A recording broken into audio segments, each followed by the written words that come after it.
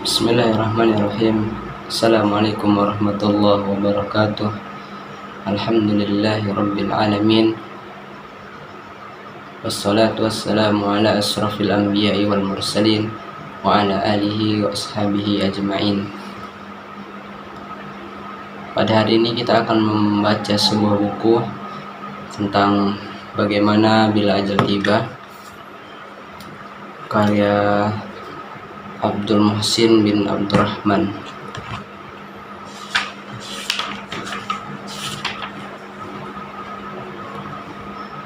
Pengantar penerbit. Segala puji kita panjatkan kepada Allah Subhanahu wa Ta'ala, yang hanya kepadanya kita menyembah dan hanya kepadanya kita mohon pertolongan. Salam dan salam semoga dilimpahkan kepada baginda Nabi Muhammad sallallahu alaihi wasallam, keluarga dan segenap sahabatnya. Amin. Rasulullah sallallahu alaihi wasallam bersabda, "Annal jannata la yadkhuluha illa nafsun muslimatun wa ma antum fi ahli syirki illa kasyaratil bayda'i fi jildis sawril aswadi au kasyaratis sauda'i fi jildis sawril ahmar." Bahwa surga tidak akan dimasuki kecuali oleh jiwa yang pasrah kepada Allah, dan tidaklah kamu berada di tengah-tengah ahli syirik, melainkan seperti selai bulu putih pada kulit sapi yang hitam, atau seperti selai rambut hitam pada kulit sapi yang merah. Hadis riwayat Bukhari, kitab Ar-Riqaq, bab Kaifa al-Hasyr. Orang-orang musyrik adalah bakal penghuni neraka. Quran surah An-Nisa ayat 48, At-Taubah ayat 113, Al-Ahzab ayat 73, Az-Zumar ayat 64. Dan dengan perbandingan sebagaimana disebutkan hadis di atas, sungguh amat sangat jauh jumlah orang-orang yang masuk surga dibanding dengan mereka yang masuk neraka. Bahkan lebih konkret lagi, Rasulullah sallallahu alaihi wasallam sebagaimana dalam hadis sahih riwayat Imam Al-Bukhari menjelaskan bahwa dari setiap 1000 orang yang masuk surga hanyalah 1 orang. Buku di hadapan pembaca ini adalah salah satu pengingat. Ia mengingatkan kita agar tidak terbuai dengan kehidupan dunia sehingga lalai dengan kehidupan sesungguhnya di akhirat. Lebih dari itu, buku ini memotivasi kita agar tegar dan telaten meraih peluang yang amat sedikit itu untuk mendapatkan kebahagiaan hakiki di akhirat.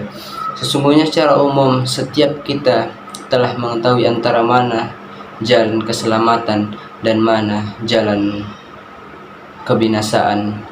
Tetapi karena nafsu syahwat dan syubhat, kita seringkali lupa dan lengah.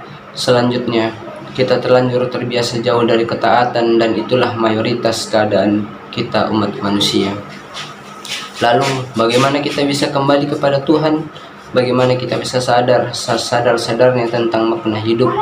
Bagaimana agar kita tak lagi menempuh jalan kesesatan?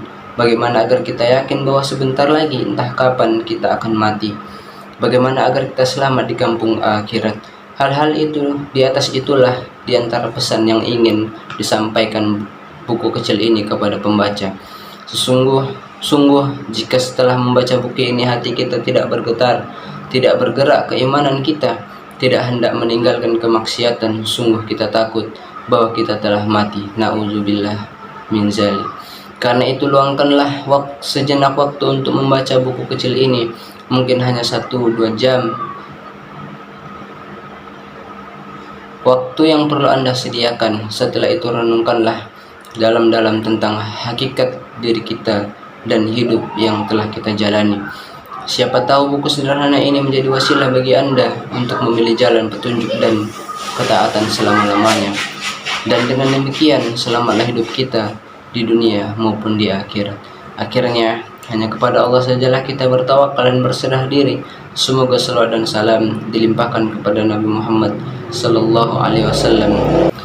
Akhirnya hanya kepada Allah sajalah kita bertawakal dan berserah diri. Semoga salawat dan salam dilimpahkan kepada Nabi Muhammad sallallahu alaihi wasallam, keluarga dan segenap sahabatnya. Amin. Jakarta, 26 Safar 1419 Hijriah. Assalamualaikum warahmatullahi wabarakatuh.